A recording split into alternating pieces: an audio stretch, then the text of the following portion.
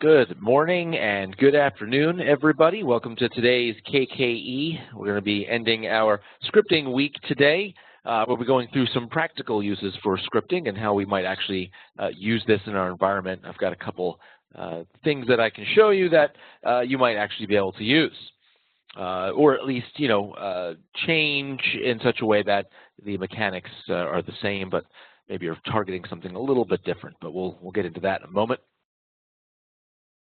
So obviously, today we're finishing up scripting week. So on Tuesday, we had the basics of scripting. We're going to get that KKE loaded up on our video site in a few days. So obviously, we're not going to really kind of cover anything that we did on Tuesday, right? We're going to kind of focus on some actual uses that we're going to show you here today.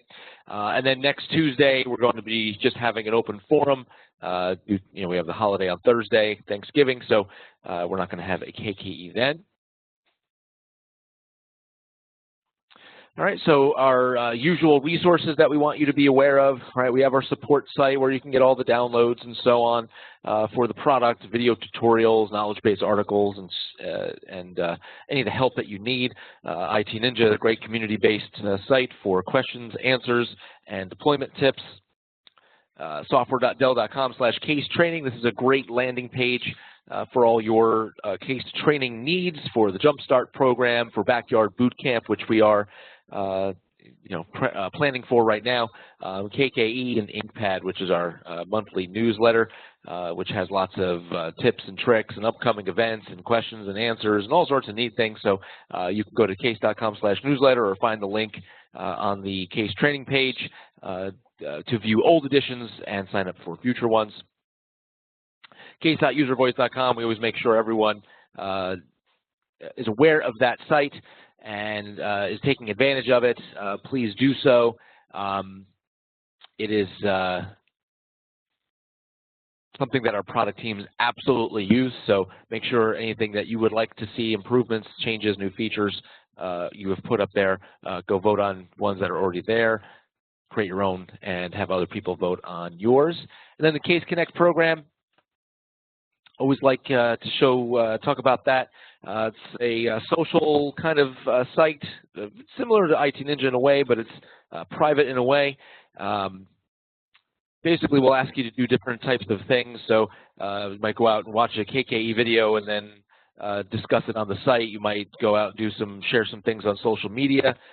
During Dell World, we had a few people, and if you went and took a selfie with them and posted it, right, you would get points, and you can take those points, trade them in for prizes. So all sorts of different things, including training time. We were raffling off tablets, all sorts of neat stuff. The more important part of it that I like to see is that the Case Connect program, anyone who's in that program can also get to see early demonstrations of future builds. So, as we start to get closer to a new version coming out, we'll actually show the Case Connect customers first, and then only once it's gone public will you actually be able to see it through the KKE program. So even if you just want to kind of see what's coming up, maybe you need to plan for some new changes, it's a great way. So even if you just sign up for that, I highly recommend that. Current versions of the products, and this is what you'll see today if I open up my K1, which I will be doing. You got 6.4 and then the full version there, as well as our 6.4 agent bundle. And we have K2000, which is on 3.7 Service Pack 1 with a hotfix. You can see that version there. And then we also have the K2 RSA version.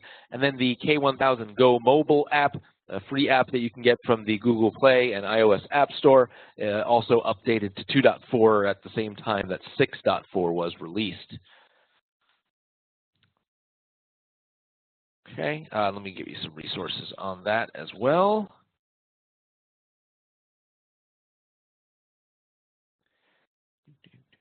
So throwing all this stuff in the chat window. Okay. So I like to make sure everyone is aware, 6.4, in case you haven't updated already, you might want to go ahead and watch some of our 6.4 KKEs. Many of these are already posted to the site, and if they are not already posted, they will be posted soon. I'm going to give you the link to our What's New sessions. That'll be an overview of the features of 6.4 so you can make sure you know what's going on with the product before you upgrade, right? So you can plan properly. And just as a reminder for anyone who may not have updated to 6.4, 6.4 is not localized for non-English languages yet. We will be addressing that in a future release. But if you rely on non-English administrative UI, admin guide, tooltips, things like that, you should probably hold off on the 6.4 update, or at least know, what you are, be prepared for that. So just kind of keep that in mind if you are planning to update. All right, so let's kind of get into what we were doing today. So we've got 3 things that I want to show you today. I'm going to show you 3 ways that you can use scripting, and this is we're going to be dipping our toe into some scripting. We'll be using some different pieces of our computers in order to pull this all together. We'll be using some of the policy wizards. We'll also be using some other little features of the K1. So lots of cool little things. So we're going to focus on 3 different things here today. The first one is going to be registry changes. So if you wanted to make a change to any registry key out there in your environment, you can you can do so here. This is great. The example I'm going to show you is how to change the computer description. But you could use this to change registry keys to turn off auto updaters for applications. Or, if you have complex or specialized applications that require some changes to registry keys, you can do that. Maybe you want to make changes to the RDP port, right, that people can use. I always did that as a kind of a security measure. Right? So we can make changes to registry keys very simply and easily using the K1. The next one I'm going to show is going to be collecting log files. The example I'm going to show you is how to collect the K1000 agent log, just because I know it's a log I have on this computer that I can show, and that might be something that you might do in your time with the K1 if you're trying to troubleshoot something. But this is great for going and collecting any file from a machine. Maybe you have applications that create log files. And, you can have this script go and collect them and bring them into the K1 so you can view them later, and I'll be showing you that. It's actually kind of neat. Then the last one I'm going to show you is how to use scripts to modify wireless settings. So this is going to combine a few little tricks to know how to work with Windows, as well as our scripting knowledge. And we're also going to, if time permitted, we'll show you a little custom inventory rule that you can kind of work with this as well. And then we'll open it up for some Q&A, as usually I get when I have this type of session. So what I'm going to do is I'm just going to share out my screen really quick here. Let me just go ahead and clean up anything I have open still before I do that. Okay, and let me go ahead and share out my desktop. Okay, so I've got my very easy desktop here. All right, and I've got my K1000 as well.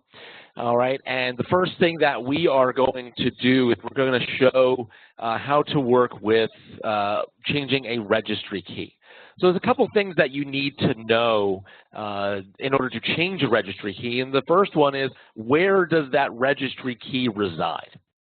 So the example, like I mentioned, I was going to show today is how do I change the computer description. And a reason why you might want to change computer description is, one, that we don't normally change that in our day-to-day lives. So let me go over to the inventory of my K1000. I'm going to open the chat window over on the side here in case there's any issues people have as we go along here. And you can see one of the default fields that we have inside the K1000 showing here in inventory is the description of the computer. And most devices by default do not have a description, right? You're not putting them in there yet. So Description can be used for all sorts of different reasons. I've had customers use it to put in the building location and then the department that they're in, or just the department. I've had users use it for, when was the machine purchased, or when was the last time they imaged it. So they'll use all the computer description as a nice, easy way to glean information about a device, because maybe your devices are not named in such a way that gives you usable information. As a former customer, I come from the education world. My computers were named either department and then person's name, or room number, then station in that room. So I could look in my inventory here in the K1000 and I know exactly where that computer sits in my building. But if you're using something like serial number, or just a building code, you really don't know exactly where that machine might be in your environment. So using computer description can be very useful. So the first thing that you actually want to do is you actually want to go to your system control panel and actually put in a description. Could be anything, right? Just put in any words you want into your description. You can type in the word description if you want, just so that that registry key is created. All right. Now, once you do that, what you want to do is you want to go ahead and open up Regedit. I'm going to go ahead and open that up here. And mine's already open to the exact spot, right? But the registry key for the computer description is right here, and it's called SRV comment, right? And like I mentioned, if you have not put in a computer description on your computer yet, this key is not available just yet. And this key, just for your information, right, is located at HKey local machine, system, current control set, services, LAN/MAN server, parameters. And I believe, if I remember, there was a way to copy that, but don't believe so.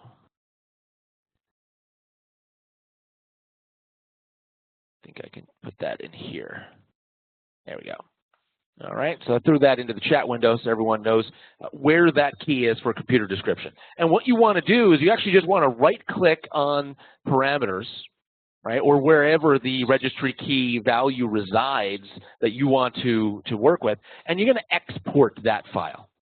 And just go ahead and save that, somewhere on your computer. And what you're going to get is a file just like this.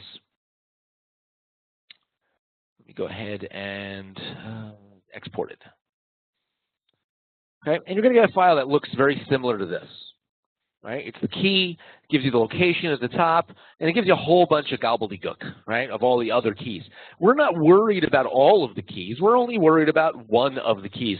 So what I'm going to do is I'm actually going to delete every value I don't need, right? And what I'm going to end up with is something that looks like this. Okay, very simply, again, all I did was I took out all of the gobbledygook here at the top of all the keys I don't want to change. And I just left the one. SRV comment equals, right? Now what I've done is I put in just kind of a placeholder here where it says location dash department name. Just an example for you, but you could put in a building code dash accounting, building code dash human resources, or just human resources. Right, so that when you push out this script, it's going to put that value in for that computer's description. All right. Now, what do we do with this? All right, so let's go pop back into our K1000 now. And what we're going to do is we're going to head over to the scripting module, and we're going to go to our configuration policies. And we're going to go, and you can see we have a configuration policy called registry. And when you click on that, you get this big, giant box here, right? And that's why I kind of brought us here second, not first, right? We have a name and then a field value to type into, and really no other information on this page, right? So what we want to do, right, all we would need to do is we come into our registry key that we changed, and we're going to copy this information here, right here at the top. Let's copy that and paste that into our window here, right? So we export it, we make it, we modify it to be what we want to change, the value we want to make it, right? Maybe we have location of building site A, and then human resources is located there, right? Because maybe you have multiple different human resources locations, right? So we got to know where everybody is. Okay, we give it a name, right? Modify reg key building site A human resources, right? And you can go ahead and click on save there. And what it does is it brings you into the scripting wizard, right? So we have our name here that we put at the top. You can see that this is an online kscript. It means the machine needs to be online when we push out this change, right? One thing that you'll need to do here is make sure to enable it, right? If it's not enabled, it's not going to work. So we click checkbox enabled. Right, we come down here. You can see that Microsoft Windows is automatically selected because it's a registry change. It only will go to Windows. Right, if you need to specify that this script can only go to specific Windows operating systems, you can select those from here. Right, we'll leave it on regular Windows. Right, local system is normal. We don't really need to make a notification. It's something that you could schedule if you'd want. But let's go take a look at the task that was created. So if we remember our task kind of diagram yesterday, Tuesday that is, we can see that the first thing that we're actually doing is a verification step, and you should always do a verification step, right? Let's check to see, right, if this is in the registry first before we go ahead and make that change. So the first thing it's actually doing is verify that it already is, right? Verify it is, that it exists, and verify that it already equals building site A-human resources. All right? If it does, if it just moves on to on-success, and you could log a message if you wanted to, but that means it already equals whatever parameter you need it to equal. Okay? If it's not, if those two things fail, right, we're going to go ahead and set that key and then give it a value. Right? Now what you might want to do is make sure, scrolling up here, when we choose who to deploy it to, right, we need to make sure we only deploy it to the machines that are in building site A and on human resources. So you may have to use a label that targets a specific application, or you might have to create a manual label of the machines there just so that you can push this script out properly. Right? Or you can just select, all right, I know which 10 machines are there. I'm going to go ahead and just select them here. Right? And then when we run this script,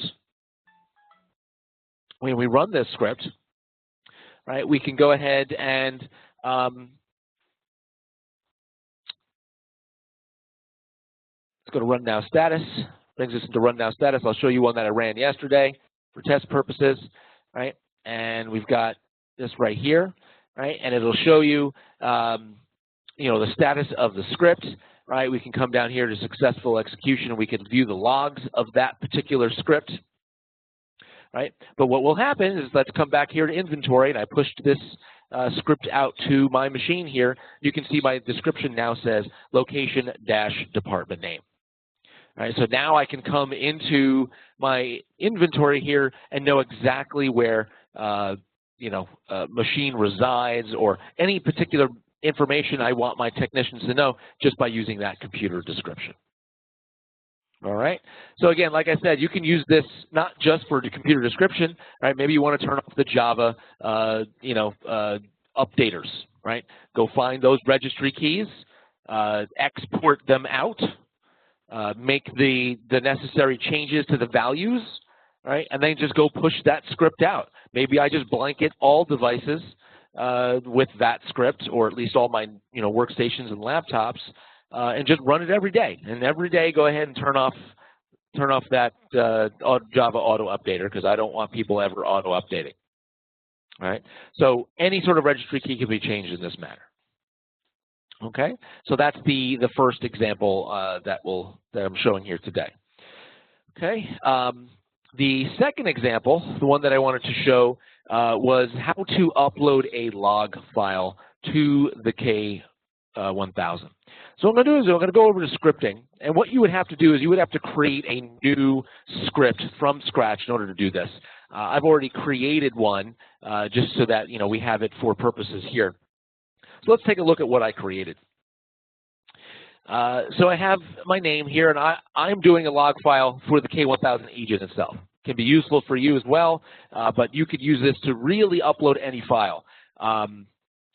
And I'll get into the storage of that file in just a moment, right? But it can be used for just about any file, provided you know where it's located and what its name is, okay? So I've enabled my script so it works. It is an online Kscript, needs to go out, right? In my description, I put what I'm collecting and from where, just so that I have a good idea of what my script does if I came back in here. Right. I specifically only ran it on the one machine, right? This one computer here, just in case, right? I don't want to run it on anybody else right now. I'm just going to be targeting the Windows right now, right? But you could go ahead and gather this from a Mac as well.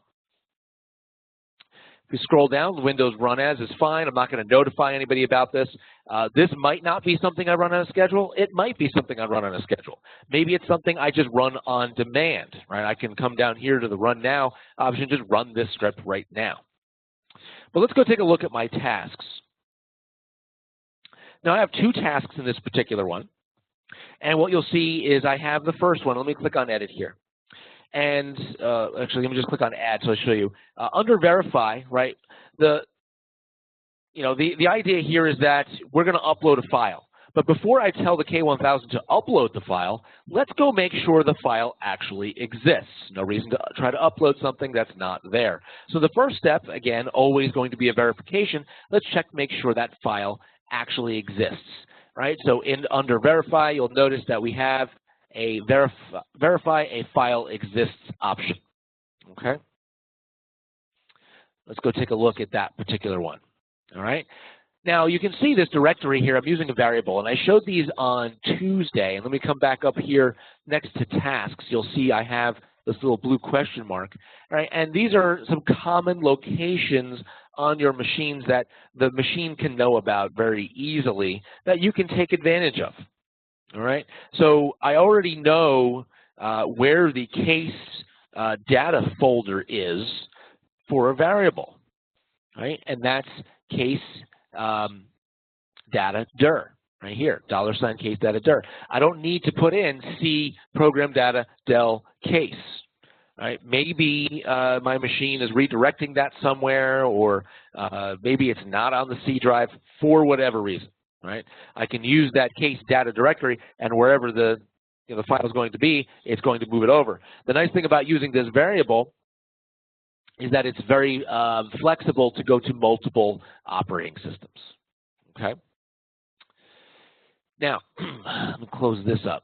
So I'm using that variable, right? And the directory is case data dir, and then the user folder.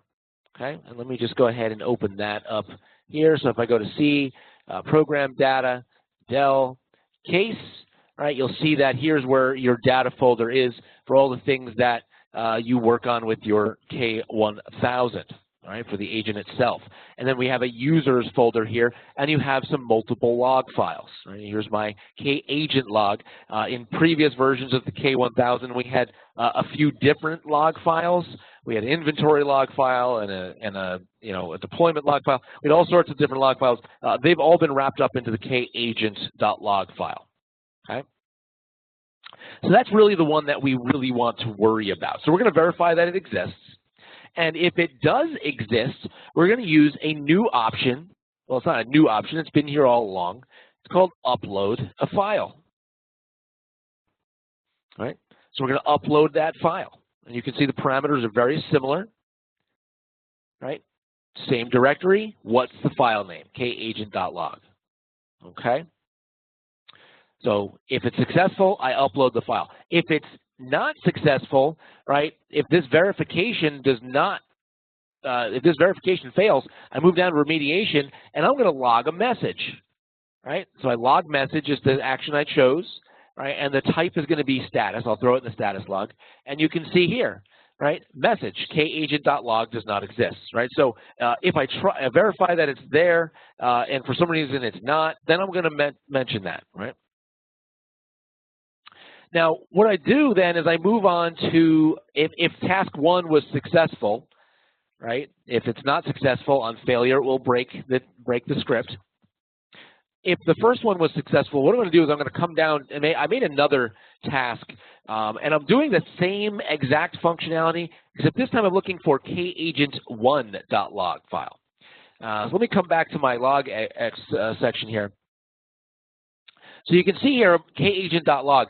What happens is that when the log file reaches a certain size, which is approximately 4 megabytes in size, right, it actually rolls over into a new log file.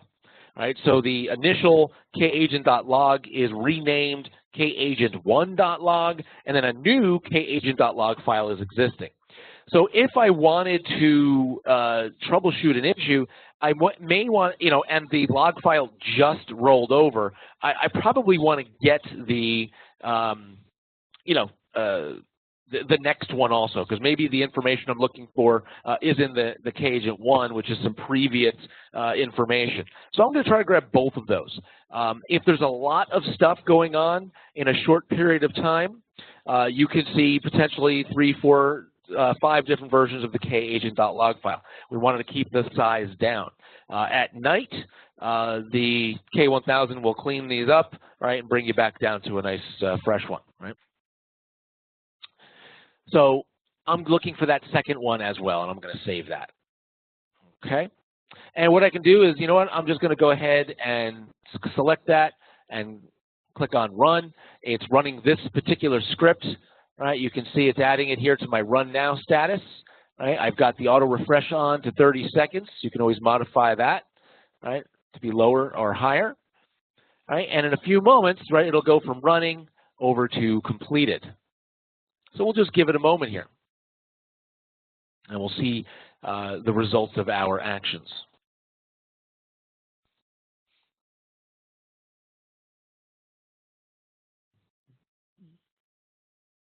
All right, so you can see it is now completed. Now, where do these log files go? Okay, so let's go back over to inventory. And let's go into my machine inventory that I ran this script on. And if you scroll down in inventory, under the software section is a place called uploaded files. Okay, uploaded files. And you can see I've got kagent.log. Right? Now I can click on this, I can right click and open a new tab, right? And here's my log file. Or I can download this and look at it on my personal machine. The larger the log file, the larger you want to use something like Notepad++ or a bigger log reader type application. Right, but we have the file right here. Okay, and a couple of things about this section. One is that uploading, if I run this script again, it'll replace the current file of the same name. All right. If I want to leave it there, basically at night, during the nightly cron jobs that the K1 does, it will look at uploaded files, and it will, if any of them are over 24 hours at the time of the cron job, it's going to clean them up. So this is not a permanent upload stuff to the K1000. This is a short-term, I am looking to work on some things. I don't want to walk out to this person's computer to collect some log files. Let's go ahead and run the script, collect the log files, and then let's take a look at it before I go out to that person's computer. So if you have some specialized applications that spit out some log files and somebody just called, right, to say, hey, I've got a problem with this application, and you say, okay, yep, I'll be over there soon. Maybe something you can do is collect the log file first here in the K1, take a look at it at your desk, examine it, and then head over, and then you'll have a better idea of what's going on. All right. So again, this is not a permanent solution to keeping your log files, all right, or any sort of file. but you can download them from here and save them, and then, so on, right? So really neat, useful tool in the K1.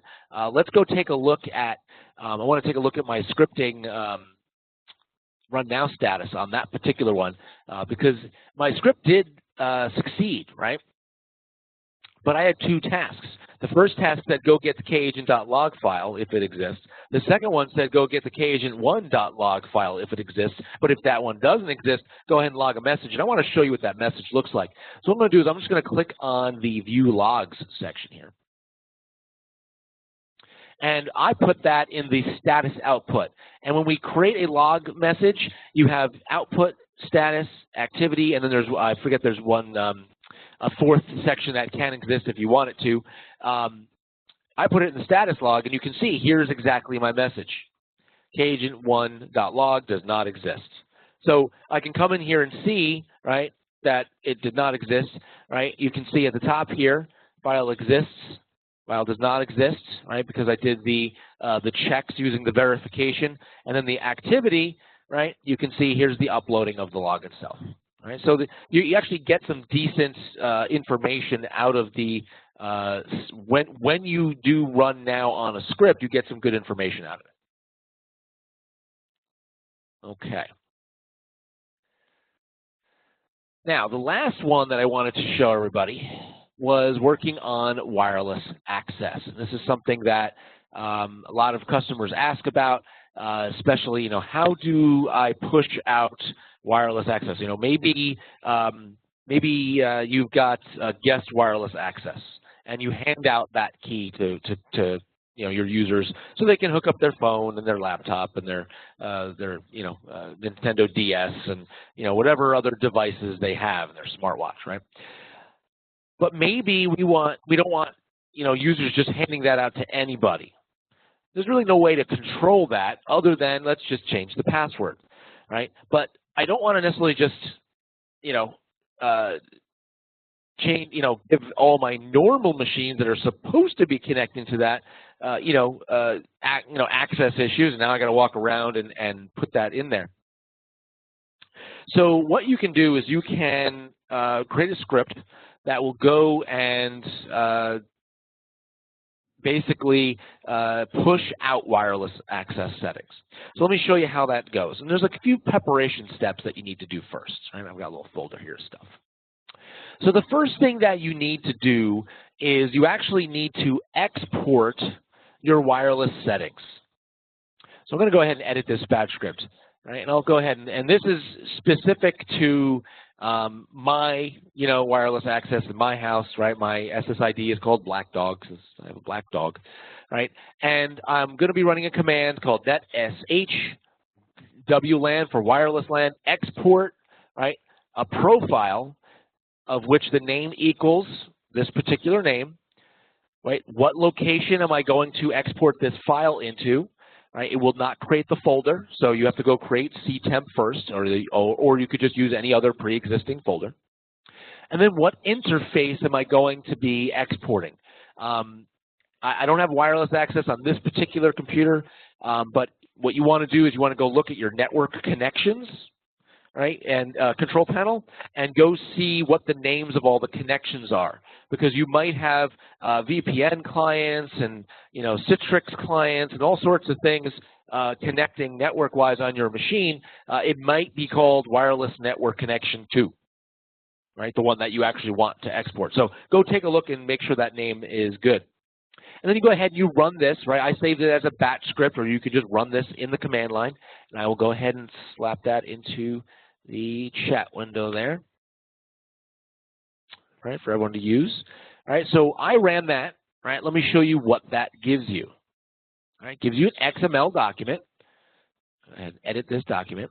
And you can see here, right, it's an XML document. It's got some information in it, right, the name of the SSID, a couple other pieces in here, right, and you'll see there's two things actually that we need to modify. In order to push a wireless access setting, we need to, change some of the settings. Right? So what we're going to do is we're going to change protected from true to false. And then where it says key material, right, this is not a password that we can actually push to machines, right? What we'd want to do is we want to delete this hash here, right, and we want to put whatever the password is for that SSID. All right, and then we would save this file, right, and I have one saved already that's been fixed, all right, and you know, here we have our password, right? Okay. Now,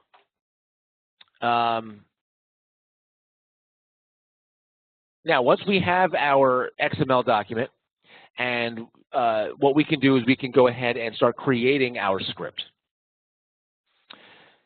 So let's go into our scripting policy, and I've already created one already, right? So I've created a wireless script to add BlackDog to a customer's machine. And it's an online case script as well, right? The computer needs to be connected to the K1 to make this work. Right? I'm going to enable it. I'm going to specify this for Microsoft Windows because that is specific to what I'm doing. Right? I exported a Windows-specific XML wireless settings document. Right? What machines am I going to target them with? But I'll show you how we could change and make this a little bit more self-service. Right? But we'll do Windows. Local system works just fine. Right? Could do a notification or a schedule if you'd like to. And what you want to do here is under dependencies, we're going to skip over this batch script for right now. What you want to do is you just do new dependency and you upload the XML document itself. Okay? Upload our XML document. That'll be pushed down with this script. And then what I do is I come down to my tasks here, and what I do is and this is where things are a little hard here to verify, right? You can't really do a verification of this particular piece of a Windows machine. So what I'm doing here is I'm just putting in an option here. It's called always fail, and that moves me down to remediation because then I have an if then else scenario that I get to work with, right? So I just do always fail, something that you can use and take advantage of. That's why we have it there. So I always fail, that bumps me down to remediation immediately. And what I'm doing is I'm running a batch file, right? And the option is specifically run a batch file. Okay, you could launch a program or run a batch script that you've uploaded, but I find that using this particular way of doing it works better in general, and you have less permission issues moving forward. So running a batch file, and what that gives you is a window that looks like this. We give it a script name, right? And then we type in the script that we want to use. Right? In this case, we're using the netsh command again, right? WLAN, add the profile, and then we give it file name, and then what is the XML document, and then for what users. And you really want to do all because you don't know what user accounts are on those machines. I'll go ahead and throw this into chat as well. Okay. So this is going to install using the dependency file that we have uploaded up here. Okay. I'm going to choose wait for completion. Right? I don't want the script moving on until this portion is done. It's very quick in general. Okay, and then I save the changes. Okay. Now below that, right, if this succeeds, if that batch script succeeds, right, I log a message into status saying BlackDog Wireless added successfully. Right? If this fails, then I say BlackDog Wireless failed in the status. Now you can change the message itself, but I like to give myself little log messages so I can see stuff when I'm testing or as people are running and what's going on. All right. Now when I save this particular script, it will turn this batch script into a dependency, and that's what case4706.bat is. Right? It just makes a random number of one that's not already there. If I opened up this batch script, it would actually just be this right here. All right? So that's why that batch script is there. So that's installing it, right? Now, we could run that script on, maybe we're changing the wireless access and we want to push this out to everybody. How do we know what people have BlackDog already but have the old password?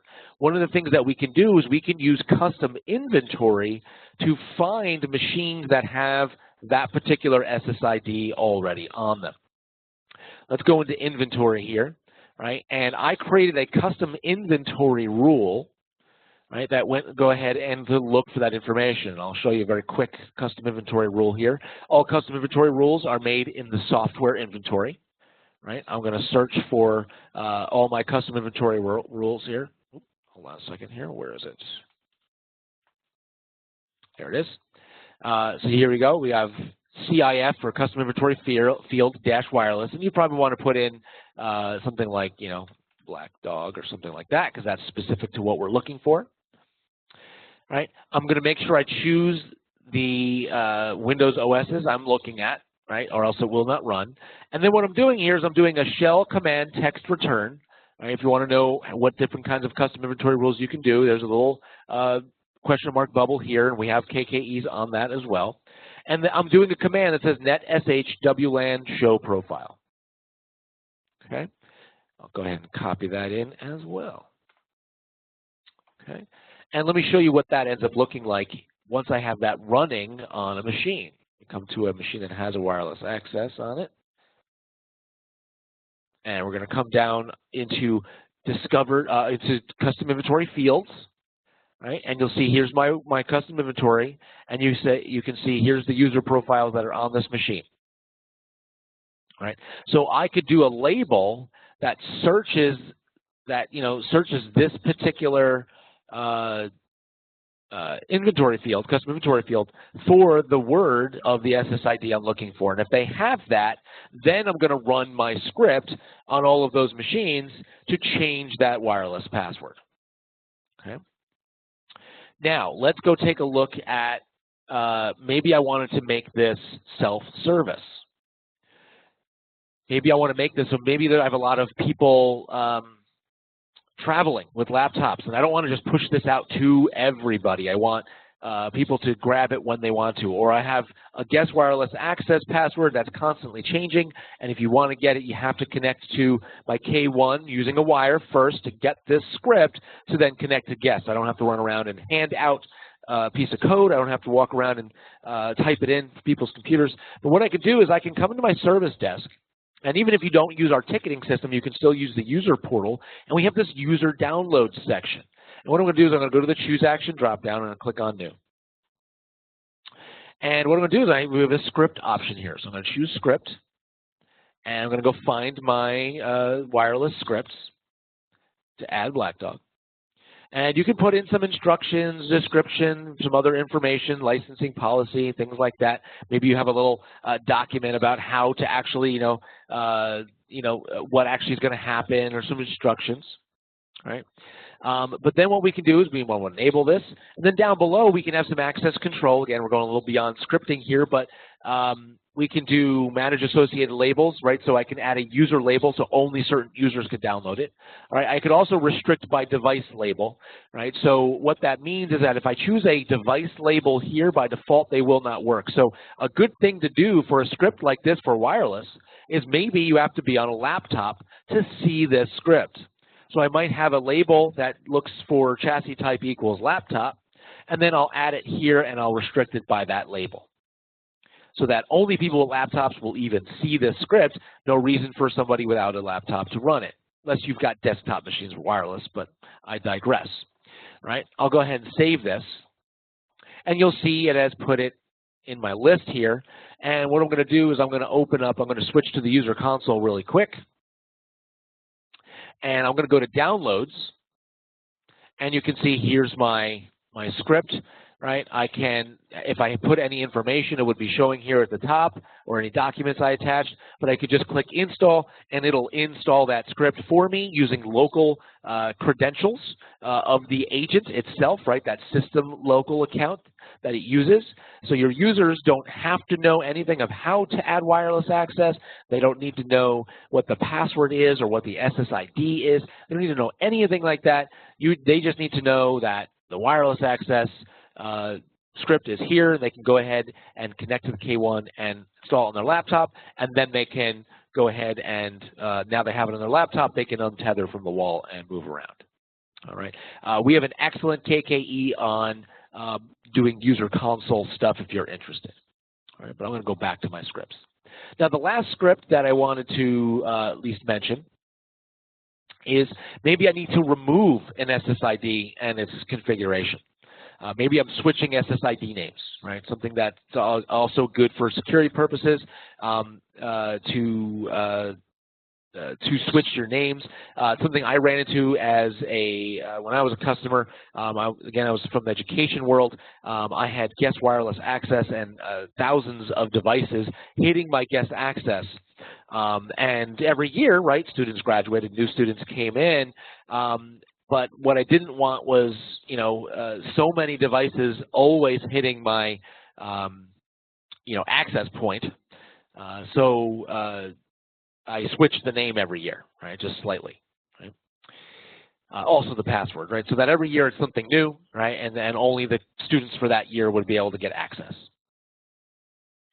So what you can do is you can have a script, right, at the end of the year, right, I'm going to push out my script to all my devices that I would like to remove Black Dog on, right? And I'm doing very similar, right? Again, wireless script, production, I'm enabling it.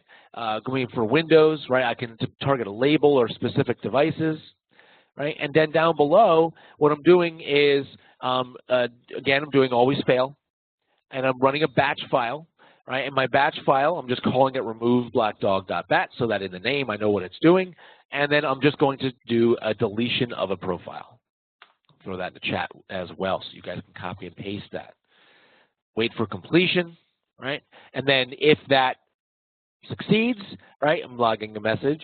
And then if that fails, again, I'm logging a message that it failed, right? So we have the ability to add, remove those profiles. We can upload those profiles to the user console. We have a custom inventory rule running on everyone's machines so that I know who's got what profile. So if I need to change that profile name or only target machines that have a certain profile name, right, I can do that as well using my labels. All right. So I think that is everything I have for you today. So what I'm going to do is I'm going to open up the mics here and see if anybody is interested in any questions or answers. So just as we usually do, if you have any background noise, please make sure to mute your line or I will mute for you, in which case if you need to ask a question, I will have to unmute, so just speak up and chat. If you do want to chat questions, please feel free to do so. Even though I'm the only one here today, try to just get in the habit of host, presenter, and all panelists so that in the future everyone can see everything. Or you can use the Q&A panel in your WebEx toolbar at the top as well. That's where your chat window will be as well, in the WebEx toolbar. So let me go ahead and open up the mics, and if anyone has any questions, hopefully I can answer them.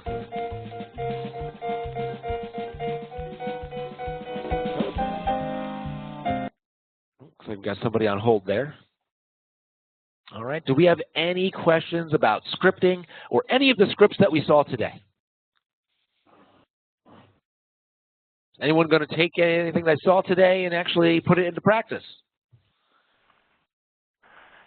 I've got a question. This is Rob Andra.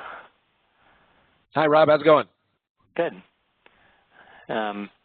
Through scripting, is it possible to rename a computer? Through scripting, just about anything is possible. So absolutely. I don't know the command lines to rename a machine. All right, so you'll have to, Google that or go to IT Ninja to find that. But I see no reason why you couldn't do that. It's a field somewhere in the machine. It might even be a registry key, right, that you can change. So you have to figure that part out. The nice part is with the K1, the K1 doesn't rely on the name of the machine in order to keep the connection live. Right, we're using a KUID under the hood. So as long as you change that name, and a name change does require a reboot, so you could use the K1 to then also push a reboot of a machine, right? Then the K1, when it checks back in to the K1, it says, yeah, here's my KUID, but here's my new name, and it'll update the inventory and asset records with the new name. Okay. But yeah, I don't know that specific one off the top of my head. But yeah, I mean, I showed you how to use batch scripts, so it's probably going to be a batch command that you can use. So you can take or the registry key. So one of those two approaches would be the way to go. Okay. Excellent. Okay. So a couple questions here in chat, and again, I'm going to be. Oh, excellent. Thank you. I'm going to pronounce your name, and forgive me if I'm wrong, but Vinicius. And I'm sure I'm messing that one up. I'm going to copy and one of your colleagues here threw something in to chat. I'm going to send that back out to everyone. I want to thank you again. And I'm going to send that out to everybody. And you can see that it's a WMIC command that you can send out, right? So you could probably throw that into a batch script and change the name. Now, this is something that you'll have to, modify on the fly because it's a computer name. It's not something you want to apply to all machines, right? So but again, I don't want to have to walk out to that machine, or I can't remote into it to change it. So great, and thank you. I love getting this kind of interactivity, so I like when customers share, so thank you very, very much.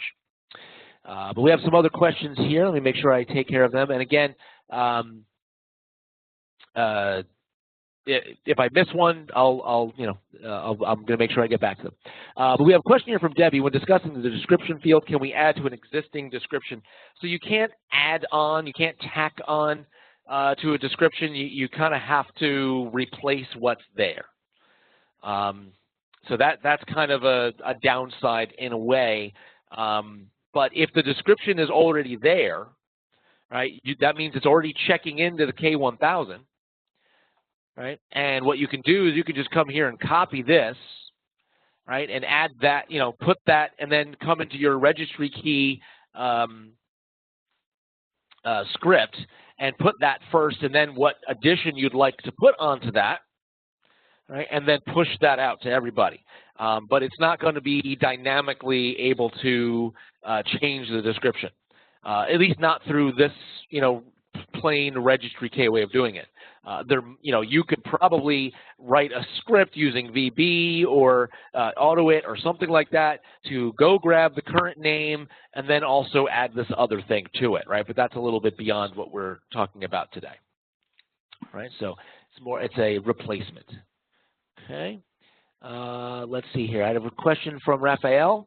Can we please show the batch log for adding a wireless? So let me go ahead and just again, Raphael, everything is in the chat log here. But I will go in here. I will show scripting, and we're going to come into the online K script I've got going here. I'm going to scroll down here. Here's my batch file for install Black Dog, and I'm going to copy and paste this in for you again. All right, so you should see that in the chat window again. Right, again, your file name is going to be different. Right, make sure that that XML document, like I showed, right, that is going to be different for you, right, with the name at the end than it is for me. Right, now you could change the name and make it a generic name, and then not have to worry about it. But then you might mix up the documents. All right. Okay, so let's see here. I don't see any Q&A.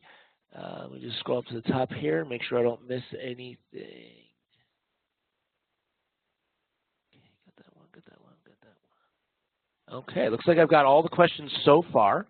All right, so anyone have any other questions about scripting? I have a question for you, Andrew. Sure, go for it. So back to your registry example, with the, sure. Are there variables for the registry entry? Like if you want to put service tag in there or something like that? Nothing that I'm aware of that would work. Yeah, again, you'd have to use some other tool to, some other scripting language, right, to do something like that. Yeah. So just again, just straight scripting, straight registry change. But yeah, you could use VB or PowerShell or AutoIt, right? I can imagine. I like using AutoIt in general, but I can imagine a way in AutoIt to do that. But I obviously can't show you that today. So one other quick question about the registry sure. example is, you said you went and you added a description to create the key. Couldn't you just create the key? You could, but one of the things that I've learned over the years is I'm very bad at typing out syntax unless I have it in front of me, right? So, I might put the name of the key in wrong. I might forget a quote. I might have, so those are the types of things that by creating the description, which takes 2 seconds, right? I just go into System Control Panel and type in description and click apply, right? And, then I go export my key. It's there in the proper format. Then I don't need to worry about, messing that part up. So, I was just thinking you for absolutely could. Like a remote computer or something that didn't have a description, but you wanted to do many of those, Well, the thing is, I only needed to add it to my machine in order to export the key properly. Right. If it's not on the other machine, that my registry thing will create that. Oh, okay, that creates the key. Right. It doesn't need to be enabled on anybody else's machine, just on mine, so I can export it, because I know, me being me, that when I go ahead and, look in this, I'm going to forget to put a quote here if I just typed it out, right? And then it's going to fail, right? So, I got you. I didn't realize that would create. Yep. Sorry. That's okay. right. Yeah. No, it will create this key there. I just wanted it there so that when I export it, I have it in the correct syntax. Yeah. Perfect. So so if anything else is missing on just do it on your machine, make the change, export the key, right? But it will create the key and the right value on your target machines. Yep. And if we look at our script, you can actually see that happening. So let's go look at our script for computer name here, description. And you can see, right, it's verifying if the key exists, and then if the value of serve comment is equal to specific, right? If any of those fail, right, then it's going to set that key, right? And then here's a value with, a key, set this key value. So it'll create the one necessary, okay. As you push it out. Yep. Excellent question, though. All right. Any other questions? What's the delay for getting the KKEs on the site, the recordings? It's variable. It depends. There's a lot of different variables. WebEx, how long it takes for us to, because we have to do a lot of post-processing and so on, and then we have to get it up to the web. So we try to get, as a rule, the previous month should be out usually in the first week of the following month. Okay. We're usually faster than that. But that's kind of where we, at minimum, right, first week of, let's say, so first week of December, everything in November should be uploaded, right? But, we try to get it done that week if we can, but, So. All right. All righty. I don't see any other questions, so I'll stop sharing here. All righty. So we did our Q&A, right? So I'd like to thank everyone for coming today. Hope you got something valuable out of today's scripting lesson. We have an open forum on Tuesday, and keep your eyes peeled for new topics coming out after that. If I don't see you on Tuesday, I want to wish you if you are celebrating, right, have a happy Thanksgiving. Otherwise, enjoy a normal work day. But have a great day, have a good weekend, and I will see you next time. All right, bye-bye.